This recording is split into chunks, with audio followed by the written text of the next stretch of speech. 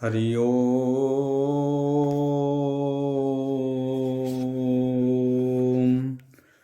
ओम।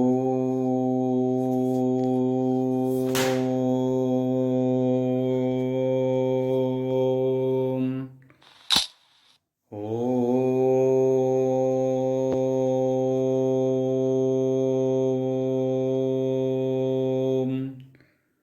ओम नमो भगवते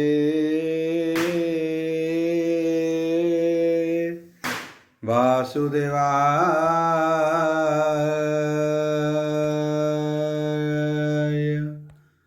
ओम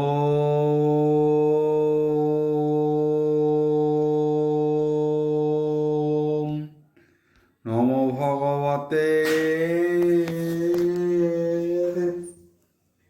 वासुदेवाय।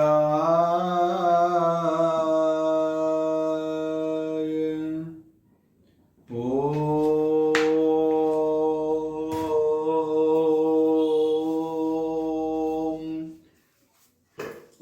नमो भगवते वासुदेवाय। यथा मंगलाचरण भागिशायस्य वन्दने लक्ष्ये सुजच्च वक्ष्यसि याचते हृदय वसति तनुष्यं भजे स्वर्गदिवा लक्षणं श्रीकृष्णाख्यो परोद्याम जगद्याम नमामि तत् माधव माधव वश्य सर्वसिद्धि विनायते वन्दे परस्परत्यं परस्परं प्रियोलोकं मूकं करति वाचलं पङ्गुलङ्घयते गिरि जत्कृपाः तमो वन्दे परमानन्दो माधव जो ब्राह्मण रुद्रेण तु स्तुतन्ति दैवस्तव देवसङ्गवद पश्यन्ति जो समज्ञा ध्यानवसते गदगदे मनसा पश्यन्ति जो योगिना जस्य तेन बुद्धिसुरासुरगणा देवायस्तु ते नमः नारायणं नमस्कृत्यं नरश्चैव नरोत्तमं देवी सरस्वती व्यासं ततो जयमुदीरयेत् निर्गुणं कल्पितं फलविमुखाभिदर्भयुक्तं पिबतं भागवतं रसमयं प्रभु। पंचम अध्याय सप्तम स्कंद पंचम अध्याय। नारद उवाच बोल प्रेमानंदवार हरि बोल।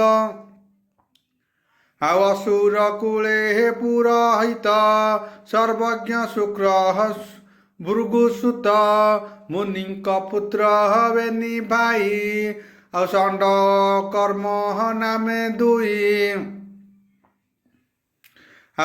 राजाचार्य तांको कले पुत्रंक नाम को बढ़ाइले राजा मंदिरे हेवेनी भाई द्रौपदी पुत्र हक संगे भाई आजेशर नीति राजा कूले सर्वे पढ़ती एक मेले ताहांक मध्य प्रहलाद सकल शास्त्र हेले सिद्ध गुरुंक मुख बेले शुणी तक्षणे चिते हे परिबाणी चित निर्मले हे ताहा जाने केवल मन हन प्रमाणे विचार करे हे अंतर्गते के रूपे के मित्र जगते एक आत्मा मन हरि समय संकट घरे पुरी एक नाई प्रमाण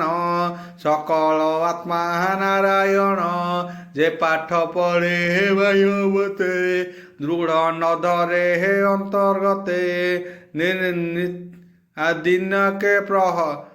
दिनक प्रहलाद आणी कोले बसाई नृपमणि अनेक अहंकार देई सचंदे पुत्र हकु बुझई हिरण्यकश्यप उवाच बोल प्रेमानंदवार हरि बोल। आहे पुत्र शुण वाक्य मोर जे षड नीति राजांकर तू ताहा गुरु मुखे शुणी सुदृढ़ चिते हे न प्रमाणी मूल बेभू मु भले शुणी लई ताहा कहतु साधु मणु जहा जे राजनीति चित्ते धरे केबे हूँ शत्रु को न डरे संग्रामे रिपु जय करे से राजा सुख भुंजे भले विद्या बढ़िलु एते काले भल कि मणु मते बोले पिता वचन पुत्र शुणी शिरे निवेशी हिवेनी पाणी सानंदे वाक्य गद गद कहे बालक प्रहलाद प्रहलाद उवाच बोल वृंदवार हरि बोल शुणबो तात एक चिते जे साधु मणे हे मोर मते संसार सागर पयारे प्रयारे प्राणी को दह बेग दिए देखिए गृह अंधकूप आत्मा निपाति ही महाताप एहाकु दूरे हे परिहर अरण्य कृष्ण अंश कर आश्रय कर साधु मरण एहा चिते सत्य कहिला हाथ अग्रदे नारद उवाच बोल प्रेमानंदवार हरि बोल आयमन्ते पुत्र वाक्य शुणी शत्रुर पक्षे हे प्राय मणि उच्चे हसिला अति करे बोइला पुत्र अविवेके एपरि पर बुद्धि बले नष्ट हुअन्ति सर्वकाले एहार बुद्धि के कर के हरिला मोर शुक्र को भजिला कोलु बालक तले थोई बोले सेवक मुख चाही गुरु भुवने हेने दिए एक कथा गुरु आगे कहे हे मोर बालकर मन विष्णु विषय हे किबासन एहार मन विष्णु पक्षे जेमन्ते नघ हटे प्रत्यक्षे राजार आज्ञा भूते पाई बालक गुरु घरे थुनेई ब्राह्मण गोष्ठी मध्य देला राजा वचन जनाइला ता शुणी विप्र हौद बेगे बोलंती प्रहलाद आगे साधु वचन वाक्य मने कहन्ति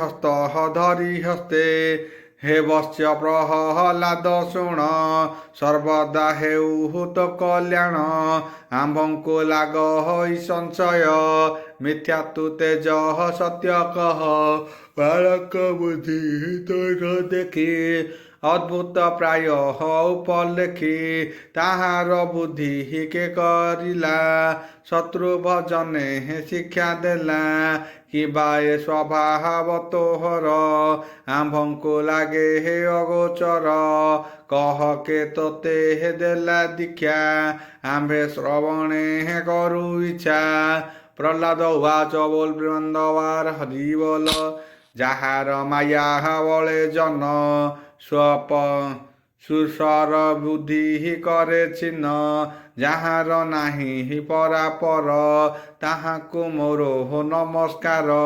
ଯାହାଙ୍କ ଆଜ୍ଞା ପରମାଣେ ପ୍ରାଣୀ ନିସ୍ତରେ ହେ ଭବବଣେ ସେ ସର୍ବ ଆତ୍ମା ଯୋଗେଶ୍ୱରେ। ତାହାଙ୍କ ନାହିଁ ଆତ୍ମାପର ଯାହାକୁ ହରି କରେ ଦୟା। ତାହାର ଯାଏ ହେ ଭବ ମାୟା ଆବାସନା ବଳେ ହେ ସର୍ବଜନ୍ତୁ। ଭୁଞ୍ଜନ୍ତି ପର ହେତୁ ତାହାର ମାର୍ଗେ ହେ ଶିବ ବ୍ରହ୍ମ ଗତି ନ ଲଭି ହୁଅନ୍ତି ଭ୍ରମ ସେ ମୋର ମନ ଭିନ୍ନ କଲା ପର ଅପର ନ କହିଲା ଯେ ସନେ କ୍ଷୟ ଶାନ୍ତି ଗୁଣେ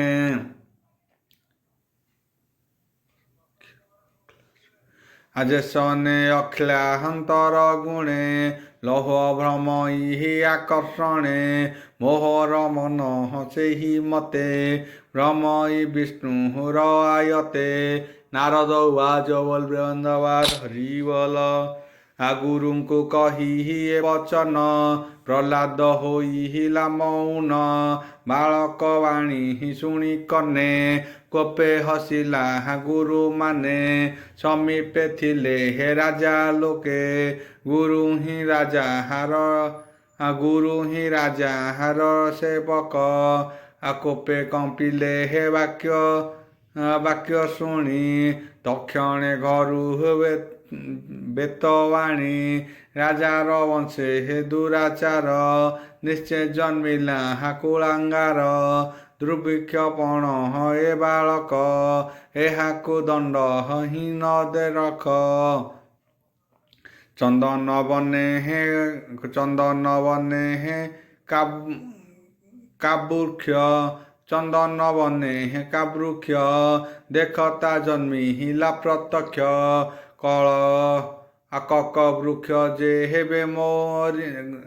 କକ ବୃକ୍ଷ ଯେ ହେବେ ମାରି ଚନ୍ଦନ ବନେ ହେ ଯତ୍ନ କରି ତେବେ ନିର୍ଭୟ ଭୋଗ କରି କକ ଥିଲେ ନିହିତର ଡରି ଚନ୍ଦନ ବନେ ହେ ଦୈତ୍ୟ ଗଣ ବିଷ୍ଣୁ ଯେ କୁଠାର ସମାନ କୁଠାର ବେହୁ ହୋଇ ଏଥିଲେ ଆମ୍ଭ ଭଲ ନାହିଁ ଏମନ୍ତେ କରାହାଇଲେ ଭୟ ଜନ୍ମିଲେ ବିବିଧ ଉପାୟ ପୁଣି ଆଶ୍ୱାସ ତାକୁ କରି ଗୁରୁ ପଳାନ୍ତି ହସ୍ତ ଧରି ଯେ ଧର୍ମ ଅର୍ଥ କାମ ଫଳେ ସେ ବିଦ୍ୟା ପଢ଼ାଇଲେ ବଳେ ମୁଖ୍ୟ ହିଁ ଅଛି ତାର ତହିଁ ଏମନ୍ତେ ବାଳକ ପଢ଼ାଇ ମାତାଙ୍କ ଆଗେ ନେଇ ଦେଲେ ସେ ତାକୁ ଅଳଙ୍କୃତ କଲେ ରାଜା ସମୀପେ ଦେଲେ ନେଇ ତା ଦେଖି ରାଜା ଦୋଷ ହୋଇ ଚରଣ ତଳେ ପୁତ୍ର ଚାହିଁ ତକ୍ଷଣେ କୋଳହ କଲା ନେଇ ଆଉ ଆନନ୍ଦେ ଗାତ୍ରେ ହସ୍ତ ଦେଲେ ସ୍ନେହରେ କୋଳହରେ ବସାଇ ପତ୍ର ସ୍ୱଭାବେ ପ୍ରୀତି କରି କଲ୍ୟାଣ କରେ କୋଳ ଧରି ପ୍ରସନ୍ନ ବଦନେ ଅନାଇ ସଧୀରେ ପୁତ୍ରକୁ ବୋଲାଇ ହିରଣ୍ୟ କଶ୍ୟପ ଉବାଚ ବୋଲ ପ୍ରେମନ୍ଦବାର ହରି ବୋଲ हे पुत्र शुण हम बचन गुरु भुवने एते दिन तुझे पढ़िलु बाल भावे मोर सम्मुखे कह एबे उत्तम विद्या पुत्र कह मो मने न रहु संदेह प्रहलाद उवाच बोल वृंदवार हरि बोल शुण हे तात मन देई जे विद्या उत्तम मणई श्रीकृष्ण श्रवण कीर्तन स्मरणे चरण सेवन सर्वसंपद समर्पिब चरणे दास पणे थिब सख्य भावरे नेब दिने करिब आत्मा निवेदने एते प्रकारे हे विष्णु भाव निरते चित्ते हे सुमरिब एहा उत्तम मणई कहिली तोर हो आगे मुहि ए नव लक्ष्य हणे भगति जे नर गोविंद करती उत्तम विद्या बोली ताहा जेणे न लागे हे विष्णु माया एमन्ते पुत्र मुख शुणी कोपे उठिला हासिर जुणी ଆଉ ଆରକ୍ତ ବେନି ଯୁକ୍ତ ତାର ପ୍ରଚଣ୍ଡେ କମ୍ପ ହୋଇ ଅଧୀର। ଆଉ ଗୁରୁପୁତ୍ରର ମୁଖ ଚାହିଁ ବୋଇଲେ କୋପ ବର ହୋଇ ତୁ ବ୍ରହ୍ମବନ୍ଧ ଗୁରୁସୁତ ଏତ ତୋହର ବିପରୀତ ମୋର ବିପକ୍ଷ ସ୍ତୁତି ଯେତେ ଏହା ଶିଖାଇ ଲୋକେ ମତେ ଆସନ ବିଦ୍ୟା ଶିଖାଇଲୁ ତୁ ତ ଅବଜ୍ଞା ମୋତେ କଲୁ ଅସାଧୁ ଲୋକ ହୋଏ ସଂସାରେ ଅଛନ୍ତି କୌତିକ ବ୍ୟବହାରେ ତାହାଙ୍କ ଦୋଷ ତାଙ୍କୁ ମାରେ ରୋଗେ ଯେ ସନେ କଳେବରେ ଯେ ପ୍ରାଣୀ ବ୍ରହ୍ମ ହତ୍ୟା କରେ ସେ କ୍ଷୟ ରୋଗୀ ଜନ୍ମାନ୍ତରେ ଯେ ନିତ୍ୟ ମଦ୍ୟ ପାନ କରେ ବିକଟ ଦନ୍ତ ତା ଧରେ ଆଉ ବର୍ଣ୍ଣ ସୁବର୍ଣ୍ଣ ହରି ଥାଇ ଯେବେ କୁନକ୍ଷୀ ହୋଇ ଜନ୍ମ ଲଭେ ଗୁରୁ କାମିନୀ ଯେହୁ ରତେ ଧବଳ କୁଷ୍ଟ ମୁଖ ହସ୍ତେ ଆଉ ଏମନ୍ତେ ଅସୁର ବଚନେ କହନ୍ତି ଗୁରୁଙ୍କୁ ବନ୍ଦନେ ଗୁରୁପୁତ୍ର ବାଚ ବୋଲ ପ୍ରେମାନନ୍ଦବାର ହରି ବୋଲ ଆମୋହର ଶିକ୍ଷା ଏନୁ ହଇ ଆନବା ପଢ଼ାଇବ କେହି ତୋର ପୁତ୍ରର ବିଶ୍ୱଭାବ ଜାଣି ତୁ ଚିନ୍ତ ପୁର ଭାବ ନାରଦ ଉବାଚ ବୋଲ ପ୍ରେମାନନ୍ଦବାର ହରି ବୋଲ ହେମନ୍ତେ ଗୁରୁ ବାକ୍ୟ ଶୁଣି ଆଉ ସଞ୍ଜୟ ଚିତ ନୃପମଣି ପୁତ୍ରକୁ ଚାହିଁ କୋପ ଭରେ ବୋଇଲେ କୁଶ୍ଚିତ ବେଭାରେ ହିରଣ୍ୟକଶିପୁ ବାଚ ବୋଲ ପ୍ରେମାନନ୍ଦବାର ହରି ବୋଲ ଏ ବିଦ୍ୟା ଏ ଦିବ୍ୟ ଗୁରୁ ବାକ୍ୟ ନୋହେ କେ ଅବା ତୋର ମନ ମୋହେ ପ୍ରହ୍ଲାଦ ବାଚ ବୋଲ ପ୍ରେମାନନ୍ଦବାର ହରି ବୋଲ ଶୁଣ ହେ ତ୍ରୈଲୋକ୍ୟ ଈଶ୍ୱର ମତିର ଗତି ଚକ୍ରଧର ଶୁଣ ହୋ ତ୍ରୈଲୋକ୍ୟ ଈଶ୍ୱର ମତିର ଗତି ଚକ୍ରଧର ଯେ ପ୍ରାଣୀ ଗୃହ କୃତ୍ୟ କରେ ତାମତି କୃଷ୍ଣ ନ ସୁମରେ ଗୁରୁ ବଚନ କି କରିବ ଯାହାର ଯେ ମହନ୍ତ ସ୍ୱଭାବ ଆଉ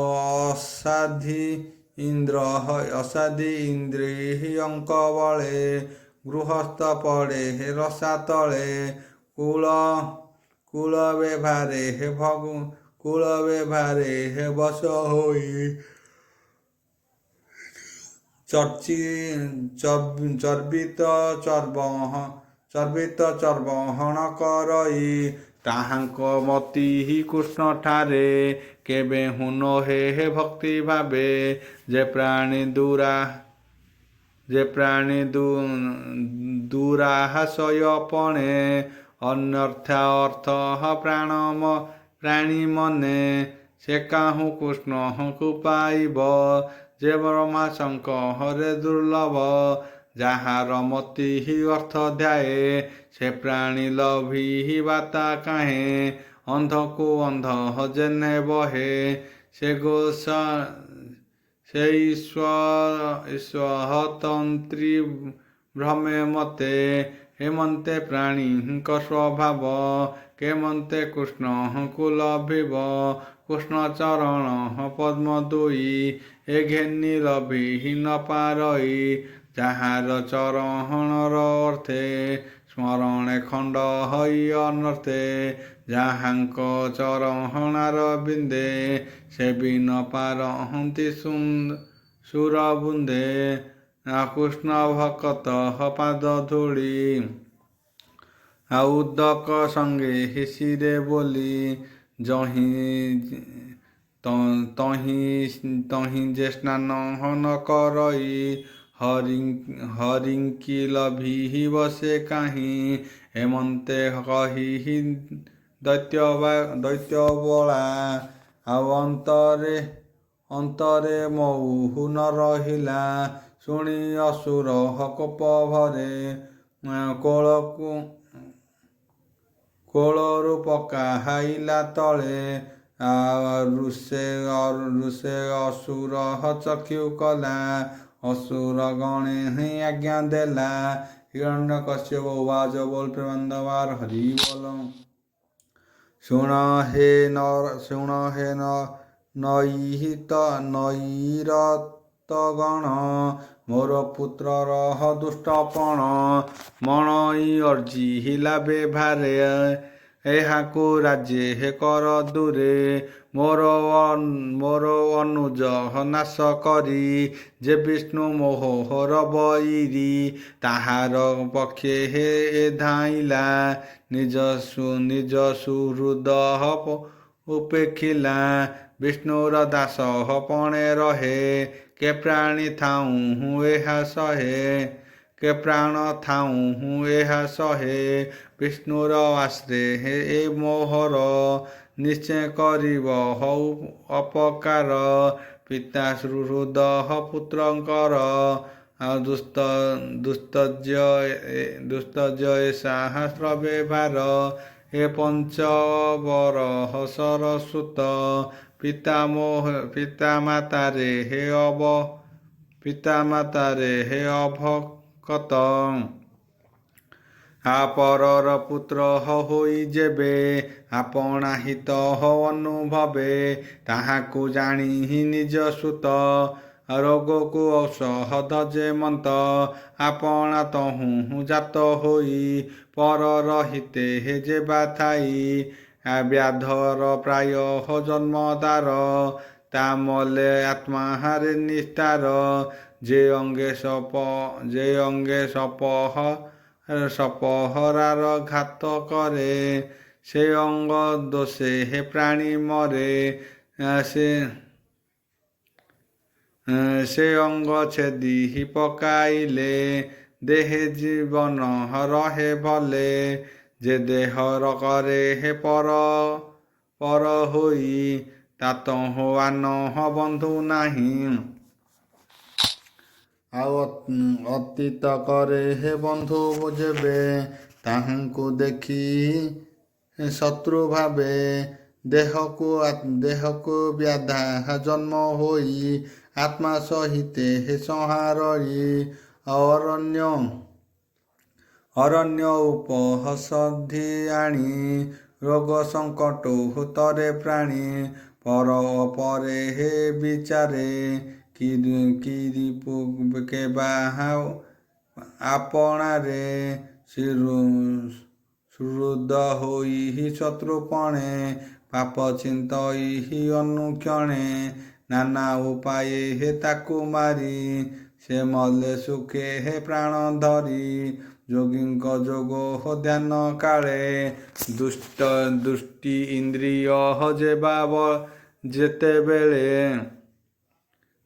ଇନ୍ଦ୍ରିୟ ଯେବେ ବଳେ। ତାହାଙ୍କୁ ଯେବେ କରେ ସାଧ ତେବେ ଲଭଇ ବ୍ରହ୍ମପଦ। ଏ ମିତ୍ର ବଶ ଧାରି ପର ଏହାକୁ ଦେବେ ବଧ କର। ଭୋଜନ ଶୟନ ଆସନେ ଉପାୟ କର ତା ମରଣେ। ହେମନ୍ତେ ରାଜା ଆଜ୍ଞା ପାଇ ଅସୁରେ ଅସ୍ତ୍ର ଘେନି ଧାଇଁ। ବାଳକ ନାଶ ମଧ୍ୟ ଚିନ୍ତି ଶୂଳ ଅନ୍ତରିକ୍ଷ ବୁଲାଇ।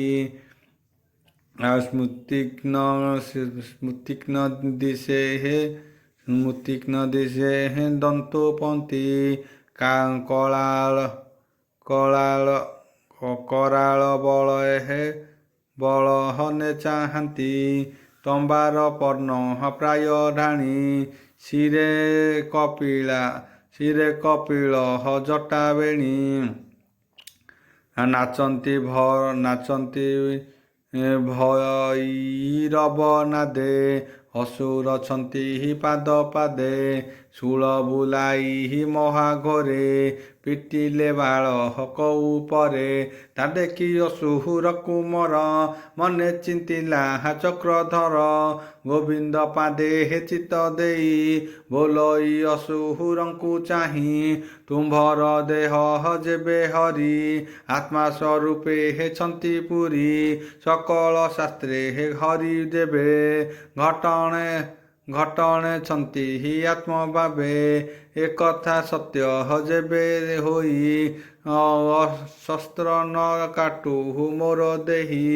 ଶୁଣି ଅସୁର କୋପଭରେ ଆଉ ଅନେକ ଶସ୍ତ୍ରରେ ପ୍ରହାରିଲେ। ପ୍ରହ୍ଲାଦର ଦେହ ବାଜି ସକଳ ଶସ୍ତ୍ର ଗଲେ ଭାଜି। ଆଉ ଅଣୁପୂର୍ଣ୍ଣ ବହନ୍ତି ପ୍ରାଣ ଦେହ। ସ୍ୱାତିକ ଫଳ ଯେନେ ନୋହେ ଅଦ୍ଭୁତ କର୍ମ ତାର ଦେଖି।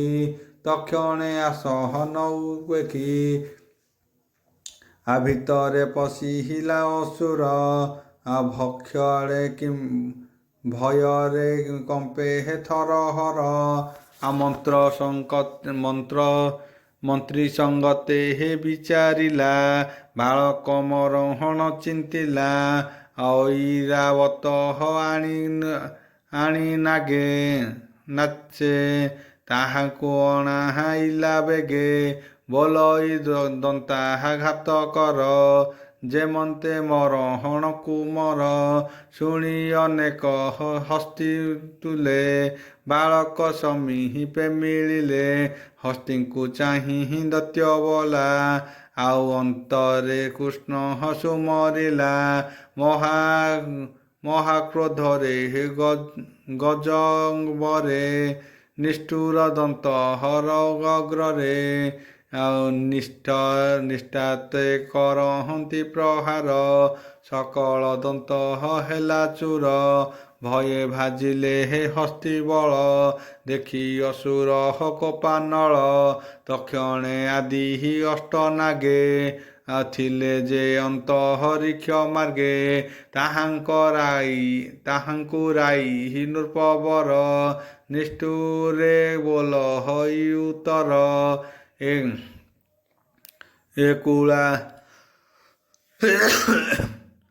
କୁଳାଙ୍ଗାର କୁମର ଏହାର ପ୍ରାଣ ବେଗେ ହର। ନାଗକୁ ଦେଖି ପ୍ରହ୍ଲାଦ ଚିନ୍ତିଲା କୃଷ୍ଣ ପାଦ। ତକ୍ଷଣେ କୋପେ ନାଗ ଗଲେ ବାଳକ ଶରୀରେ ଦଂଶିଲେ। ମୁଖରୁ ଦନ୍ତ ଝଡ଼ିଗଲା ନାଗଙ୍କ ଫଣା ବଥାଇଲା। ନାଗେ ପଳାଇଲେ ରେ ବେଗେ ଜୀବନ ଭୟେ ଦଶ ଦିଗେ। ପୁଣି ସେ କୃତ୍ୟ ହୋମ କଲା ପର୍ବତ ଶିକେ ଚଢ଼ାଇଲା। ସମ୍ବର ହସ୍ତେ ମାୟା କଲା କେବେହୁଁ ପ୍ରାଣ ଦାନ ଗଲା। ବନ୍ଧନ କରି ହସ୍ତ ପାଦେ ମେଲିଲା ଅଗାଧ ସମୁଦ୍ରେ। ବନ୍ଧନ କରି ପ୍ରତିଦିନେ ମରିବ ବୋଲା କେଶନେ। ଆଉ ଭର୍ସନା କଲା ପ୍ରତିଦିନେ ଗରଳ ଦେଲା ଅନ୍ନପାନେ।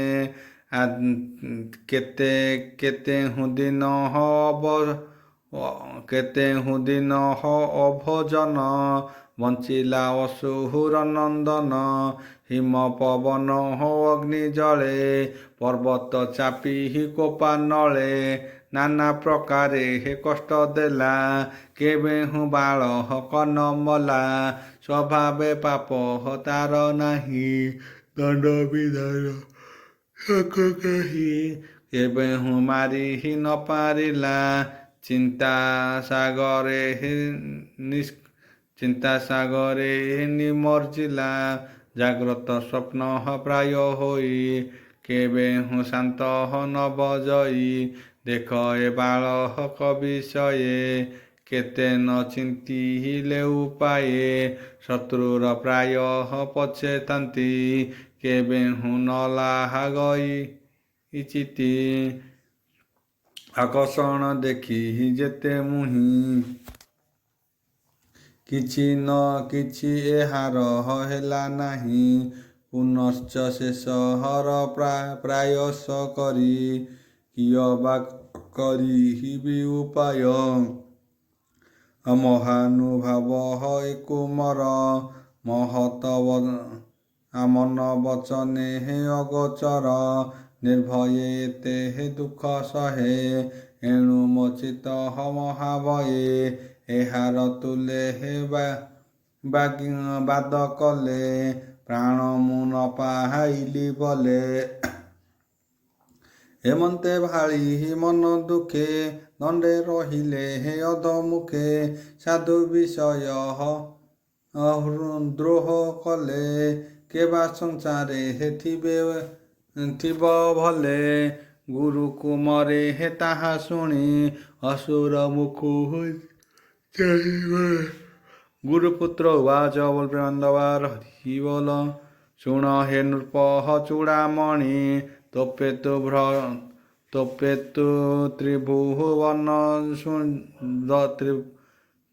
ତୁ ତ୍ରିଭୁବନ ଜିଣି ଆତ୍ମାର ସୁଖେ ଭୋଗ କରି ଯେହ୍ନେ ଅଚଳ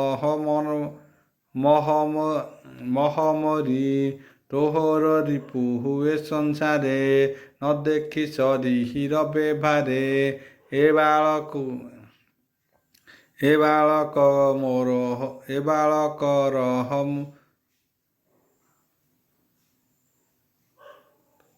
ଏ ବାଳକ ମୋହର ତୋହର ଏହାକୁ କିମ୍ପା ତୋର ଡର ବାଳକ ଗୁଣ ଦୋଷ ନାହିଁ ସଂଶୟ କରୁ କିମ୍ପା ତୁହି ଯେବେ ସଂଶୟ ତୋର ମନେ କହିବା ଶୁଣ ସାବଧାନେ ଏହାକୁ ବରୁଣର ପାଶେ ବନ୍ଧନ କର ତୁ ବିଶ୍ୱାସେ ନିକଟେ ରଖ ତାୟତେ ଭୟ ନ ଲାଗୁ ତୋର ଚିତେ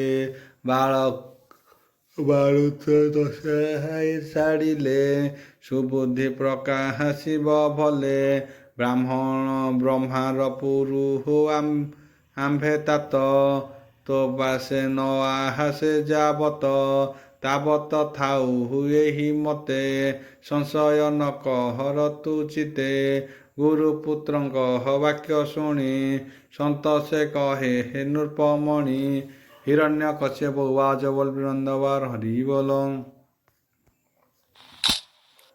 ଶୁଣ ହେ ଗୁରୁଙ୍କ କୁମର ଏବେ ମୋହର ବୋଲେ କର ଗୃହସ୍ଥ ଧର୍ମ ଯେତେ ସେ ରାଜା ଧର୍ମ ନୀତି ଯୁକ୍ତେ ତ୍ରିବଗ୍ଧ ଧର୍ମ ଅର୍ଥ କାମେ ଯେମନ୍ତେ ପଡ଼େ ହେ ଅନୁକ୍ରମେ ହେମନ୍ତେ ରାଜାର ବଚନେ ପ୍ରହ୍ଲାଦ ଗୁରୁ ହୁବେ ନିଜନେ ଅନେକ ଯତ୍ନ ସଡ଼ାଇଲେ ଅସୁର କୁମହରଙ୍କ ତୁଲେ ଗୁରୁଙ୍କ ମୁଖେ ଯେତେ ଶୁଣି ଅନ୍ତରେ ସାଧୁ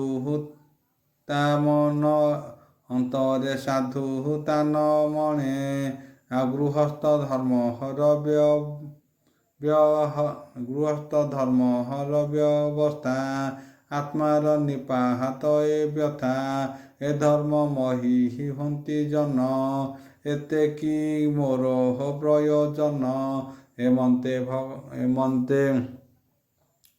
ଏମନ୍ତେ କର ହଇ ବିଚାର ଏବେ ଶୁଣ ନୃପବର ପଢ଼ଇ ବାଳଙ୍କର ମଳେ ଗୁରୁ ଯେ ଗୃହ କର୍ମ ଗଲେ ସେ ପ୍ରହ୍ଲାଦ ଦୟା ବହି ବୋଲେ ବାଳକ ମୁଖ ଚାହିଁ ଶୁଣ ହୋ ଅସୁର କୁମରେ ଯେ ବିଦ୍ୟା ସଂସାର ଧରେ ଆମର୍ତ୍ତେ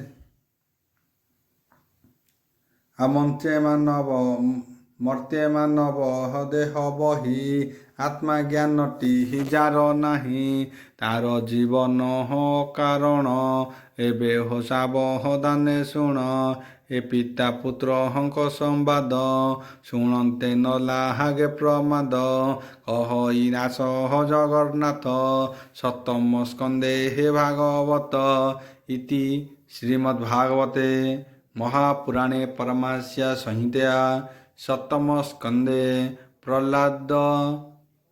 ପ୍ରହ୍ଲାଦନୁଚିତ ପଞ୍ଚମ ଅଧ୍ୟାୟ।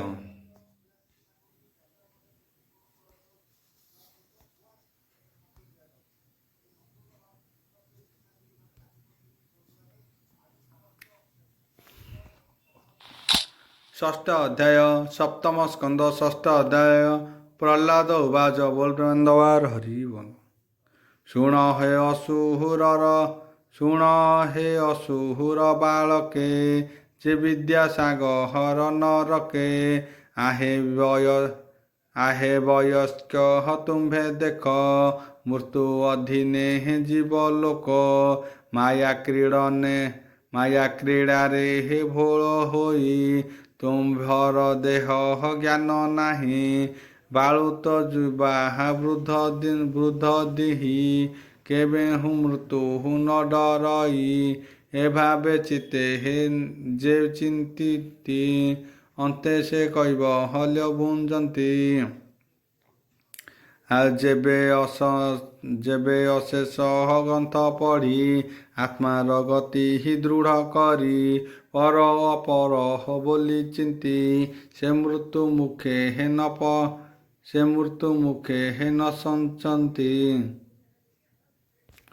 ओम भूर्भुवस्सुः ओम नमो भगवते वासुदेवाय ओम नमो भगवते वासुदेवाय क्लीं कृष्णाय गोविन्दाय गोपीनाथाय वल्लभाय ओम नमो भगवते वासुदेवाय ओम नमो त्वमेव माता च पिता त्वमेव बन्धुश्च सखा त्वमेव विद्यं द्रविणं त्वमेव